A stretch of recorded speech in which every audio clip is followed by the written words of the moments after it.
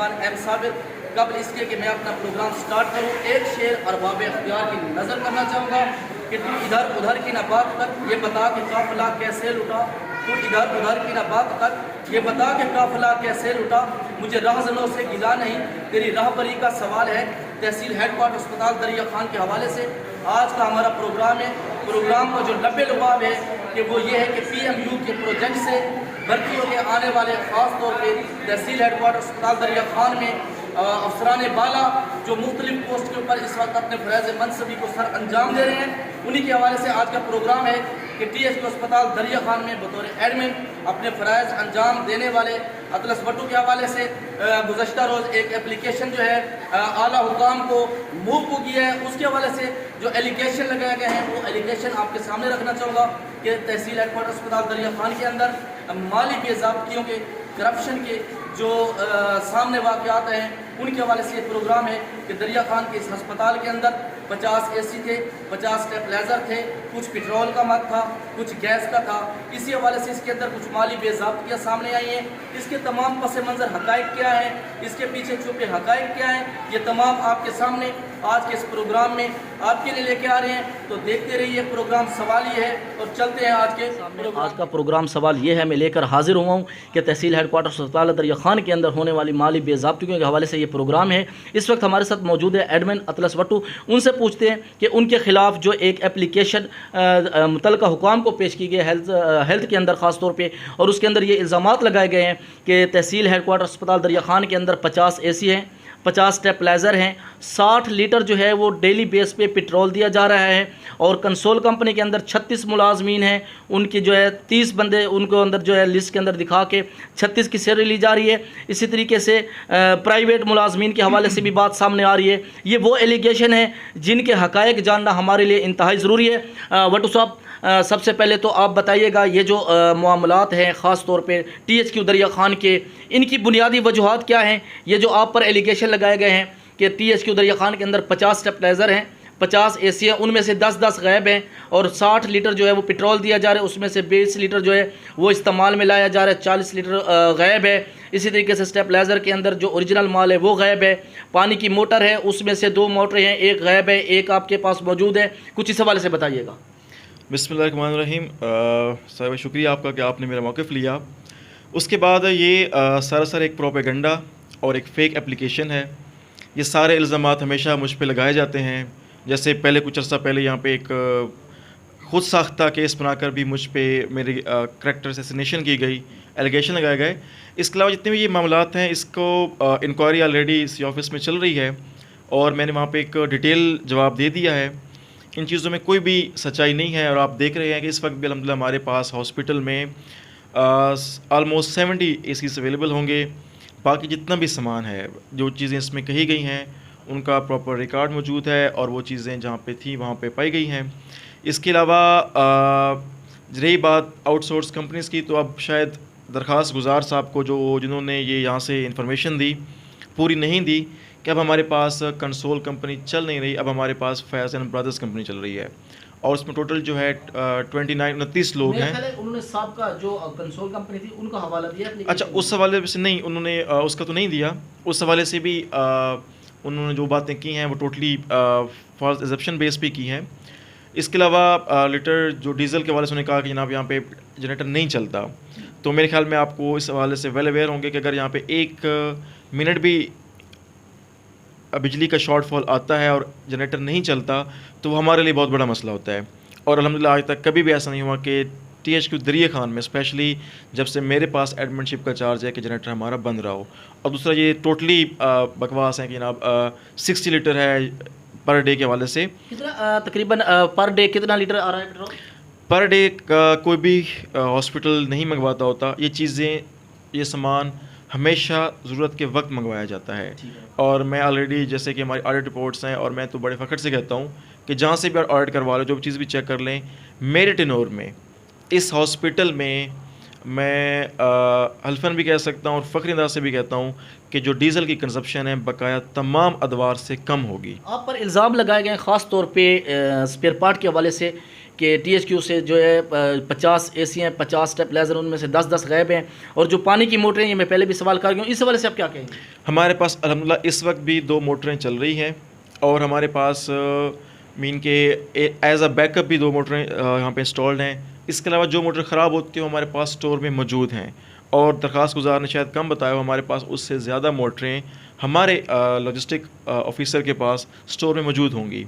और ये इसकी आप देख सकते हैं कि कब कब ये मोटरें ख़राब होती हैं, उनके प्रॉपर रिक्विजिशन बनती है, फाइनेंस से उनकी पेमेंट की जाती है। तो ये सारे गलत इल्ज़ामात हैं और बस इसका सिर्फ जो मकसद ये है कि वो ब्लैकमेल करना। यहाँ मैं आपकी बात काट रहा हूँ, ब्लैकमेल से बात याद आ गई। ख़ास तौर पे एक हवाला दिया गया एप्लीकेशन में कि जो क्लरिकल स्टाफ है उनको जब सफाई के लिए मौजूदा जो रिक्वायरमेंट होती है सफाई सुथराई के लिए सामान की, उसमें ख़ास तौर पे हारपेक, फरनैल वगैरह की जो फरामी है उसके अंदर भी कुछ आपके ऊपर एलिगेशन लगाए गए हैं, ये आप क्या कहेंगे? मैं अगेन मुझे सर झूठी है और आप अभी भी हॉस्पिटल में मौजूद हैं, आप देख सकते हैं कि जितने भी हमारे जेनिटर्स हैं वो तमाम शिफ्टों में, और अगेन मैं कहूँगा कि ज़रूरत के मुताबिक जो हमें इंडेंट मिलता है उसके मुताबिक जहाँ पे सामान दिया जाता है, सप्लाईज हमें जब भी आती हैं और प्रॉपर उसका इस्तेमाल होता है, उसका हमारे पास इंडेंट एक्सपेंस है। और अल्हम्दुलिल्लाह हमारे पास जी साहब विज़िट कर चुके हैं, सेक्रेटरीज विज़िट कर चुके हैं और आए रोज़ कोई ना कोई ऑफिसर जो है यहाँ पे विज़िट करता रहता है, MES हमारे पास आते रहते हैं। और अगर ये सामान इस्तेमाल ना हो तो हस्पताल की जहाँ पे डेली बेस पे 1500 से 2000 पब्लिक जो है वो उनका आना जाना हो, उसकी सफाई आप कैसे मैनेज कर सकते हैं? आप क्या समझते हैं ख़ास तौर पे ये जो वाक़यात सामने आ रहे हैं 2018, 17 या 16 से आपकी ज्वाइनिंग है as a PMU Punjab management unit के हवाले से, तो ये उनका एक प्रोजेक्ट है जो हर 2 साल बाद या 4 साल बाद रिन्यूअल होता है। लेकिन मुझे एक बात की समझ नहीं है कि आज तक जितने भी मामलात हैं, जितने भी वाक़यात हैं, वो आपके साथ ही क्यों पेश आ रहे हैं? असल में मेरे पास जो है वो बेसिकली मेरी जो पोस्ट है वो IT ऑफिसर की है और मेरे पास जितने भी मतलब कि ये चार्ज एडिशनल चार्ज रहा है और ये मुझे चार्ज मिला था 2021 के एंड में। तो बस मसला ये है कि चूँकि मैं हमेशा मेरिट करता हूँ, यहाँ पे अस्पताल में कोई भी मेरा रिश्तेदार मुलाजिम नहीं है, ना कोई मेरा ताल्लुकदार यहाँ पे मुलाजिम है, जहाँ पे जितने भी लोग हैं वो नीडी पर्सनस हैं। बात को काट रहा हूँ, ये आपने खुद इसके तरफ मुझे इशारा दे दिए। आप कहते हैं कि आपके यहाँ कोई रिलेटिव्स नहीं है, कोई रिलेशनशिप वाले आपके यहाँ जो है भर्ती नहीं है, लेकिन एलिगेशन ये भी लगाए जा रहे हैं आपके ऊपर कि इस वक्त जो कंसोल में भर्ती है या सिक्योरिटी गार्ड में भर्ती है वो सारे आपके मन चाहते हैं। ये सरासर झूठ है। मैं यही कहूँगा कि इनमें से कोई एक बंदा जब से मेरे पास चार्ज कह दे कि जी मुझे किसी पर्सनल बेस पे यहाँ पे जॉब मिली है, मैंने हमेशा मेरिट किया है और इसी बात पे शायद ये बातें मेरी ये काम करने का स्टाइल ना तो लोगों को पसंद आता है या कुछ हो सकते हैं ऐसे आप समझ सकते हैं मैं जिस लॉबी की बात कर रहा हूँ कि वो लोग चाहते हैं कि यहाँ पे इतनी हमारे इंटरफेरेंस हो, हमारे अपने लोग हों, और मैं किसी भी प्रॉब्लमेटिक को यहाँ पे पसंद नहीं करता। तो इसलिए हमेशा से मैं मतलब कि इन इल्ज़ामात की बौछार में रहता हूँ हमेशा से। तो बाकी ऑफिसरान का वर्किंग स्टाइल शायद और होगा मुझसे पहले। अब मुझे तो चार्ज मिला है 2021 में, 18 में हमारे पास एक और एडमिन ऑफिसर थे, उसके बाद चार्ज अरसलान आबिद को मिला है, उनके पास लॉजिस्टिक का भी चार्ज था और ये सारी चीज़ें उन्होंने ही इशू की हुई हैं, हर एक चीज़ उन्हीं के, इंडेंट एक्सपेंस भी उन्हीं के हैं, सारा सामान जितना भी हमारा चाहे वो PMU से आया चाहे हमने अपने बजट से मंगाया उन्होंने रिसीव किया हुआ है। और यहाँ पे तो बहुत सारे सिस्टम है, अगर वो बात निकलेगी तो दूर तलक जाएगी। इसमें तो आपके वो इदारे आएंगे लपेट में कि आपकी सोच है कि उस दौर में कौन कौन सी गाड़ियाँ इस्तेमाल की गई हैं, कौन कौन से लोग इस्तेमाल किए गए हैं और किस तरीके से इस हस्पताल को लूटा गया है।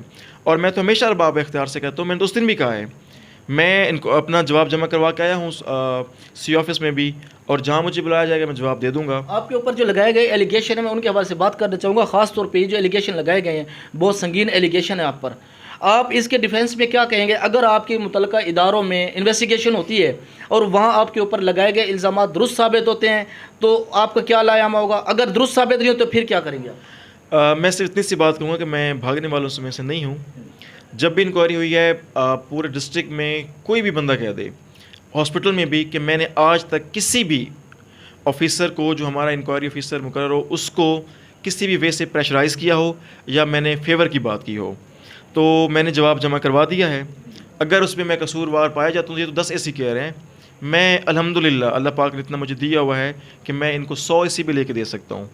लेकिन जब ये मुझ पे ये सारे इल्ज़ामात ये प्रूव कर लेंगे, और मैंने हमेशा कहा है और अगेन कह रहा हूँ कि सारी चीज़ें 2018 से लेकर अब तक कि ये चार्ज किसके पास रहा, किसने कौन सी चीज़ मंगवाई, किसको इशू की गई, किन गाड़ियों पे यहाँ से सामान लूटा गया, और किस इंक्वायरी की बेस पे यहाँ से लोग फारिग हो गए, और उनको किस बात का रंज था जिसकी बेस पे दोबारा ये सारी दरख्वास्तबाजी करवाई गई, इसकी आप एक ओपन इंक्वायरी करो। मैं आपकी बात काटना चाहूँगा। मैं वो अपनी बात कंटिन्यू कर रहा हूँ, आपने मेरी बात मुकम्मल नहीं सुनी कि अगर उस ये सारे इल्ज़ामात मुझ पर साबित हो जाते हैं तो जो भी महकमाना कार्रवाई मेरे खिलाफ हो सकती है, पेनल्टीज़ हैं तो वो मैं देने को तैयार हूँ। लेकिन अगर इनमें से इल्ज़ाम कोई भी साबित ना हुआ, जो कि ऑलरेडी लोग इल्ज़ाम लगाने वाले इस इंक्वायरी से भाग चुके हैं, उन्होंने एक सिंगल पेपर नहीं दिया मेरे खिलाफ, तो फिर मेरी रिक्वेस्ट है जितने भी इंक्वायरी ऑफिसर्स हैं या हमारे अरबाब इख्तियार हैं कि फिर उनकी क्या सज़ा होगी कि जब एक झूठी एप्लीकेशन के ऊपर अगर मेरी इंक्वायरी हो सकती है और अगर उसमें मैं क्लियर हो जाता हूँ तो उनके ख़िलाफ़ क्या एक्शन लिया जाएगा, या मुझे क्या हक दिया जाएगा कि मैं उन दरख्वास्त गुजारों के ख़िलाफ़ एक प्रॉपर जो है कानून के दायरे में रहते हुए एक्शन लूँ, और उसमें जो मुझे मतलब कि जो मेरे अरबाब इख्तियार हैं उसमें कितना मुझे सपोर्ट करेंगे। आपके कहने का मतलब है कि आपका इदारा अगर आप पर लगाए गए एलिगेशन में आप फ्री होते हैं, आप पे वो साबित नहीं होते, तो आपके कहने का मतलब ये है कि आपका इदारा आपका कितना डिफेंस कर सकेगा? बिल्कुल, मैं यही कहना चाह रहा हूँ कि जब हमारा इदारा मतलब कि किसी एक भी फेक उसकी जांच पड़ताल नहीं की जाती कि आया दरख्वास्त गुजार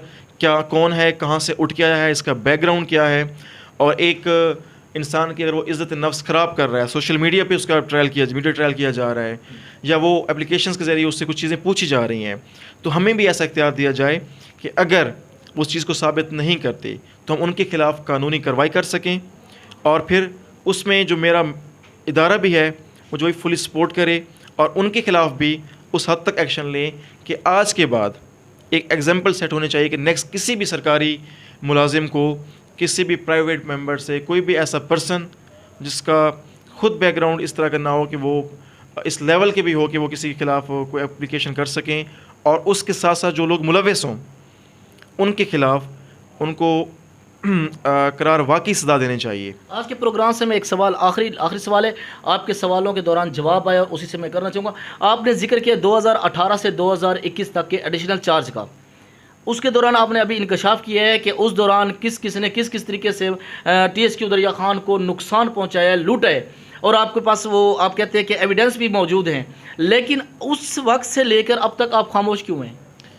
बस असल में होता है उसके वाले से, और हम वो चीज़ हमेशा उस वक्त पेश करते हैं जब लीगली हमसे वो चीज़ कही जाती है। मुख्तसर सा जवाब दीजिएगा, ख़ास तौर पे ये जो वाक़यात सामने आ रहे हैं, ख़ास तौर पे TSQ दरिया खान के हवाले से, इनकी रोकथाम के लिए क्या इक़दाम किए हैं?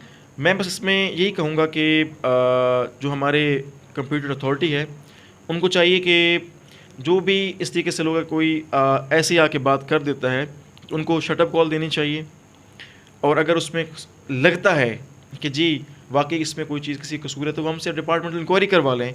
और इसके अलावा मैं अगेन कहूँगा कि जिसका नाम लिया जाए, सिंपली किसी को टारगेट किया जाए, बजाय उस पर ही ये चीज़ें एलिगेट करने की या उससे ही पूछताछ करने की, अब प्रॉपर एक पैनल बनाएं, एक प्रॉपर कमेटी बनाएं जिसमें मीन कुछ चीज़ को रखा जाए, उसको परखा जाए कि इसके बैक एंड पे क्या है।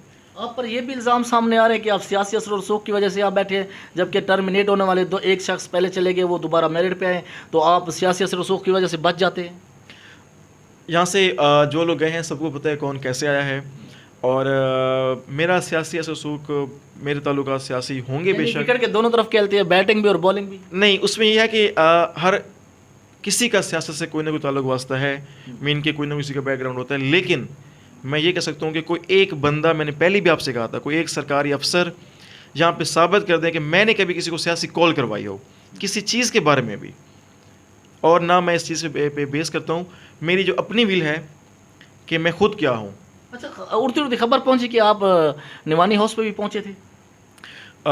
चलो किसी ने जाते हुए देखा होगा ना, किसी ने तस्वीरें बनाई होंगी, चलें आप निवानी हाउस पे जाके पूछ लें कि मैंने इस मामले में किसी से डिस्कस किया हो, और वो तो मुझे अक्सर ज़्यादातर वो लोग एक्सेप्ट ही नहीं करते, क्योंकि मैं हमेशा इस बात पर फोकस करता हूँ कि बेशक सियासियों की, चूँकि वो अगर एक बंदा सेलेक्ट होता है, इलेक्ट होता है, तो वो एक इलाके की नुमाइंदगी कर रहा है। मैंने बैटिंग और बॉलिंग का इसलिए हवाला दिया था कि एक तरफ निवानी ग्रुप, दूसरी तरफ पीटीआई, तो ये समझ से बाला तर है कहानी। नहीं, ये अब आप मतलब कि सियासी बातों पे आ गए हैं। ऐसा कुछ भी नहीं होता। सरकारी मुलाजिम किसी भी सियासी पार्टी का हिस्सा नहीं होता। हम हमेशा जो है अल्लाह पाक जिसको इज़्ज़त देता है वो इलेक्ट होके आता है, हमारा फ़र्ज़ बनता है उसको इज़्ज़त देना।